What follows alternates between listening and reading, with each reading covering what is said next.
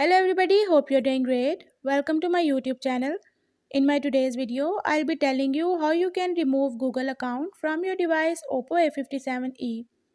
So if you want to remove Google account from your device, you have to follow a few steps which I'll be sharing with you in my today's video. But before that, hit the red subscribe button and the bell icon to stay updated. Now watch this complete video and you will learn how you can remove Google account from your device Oppo A57e.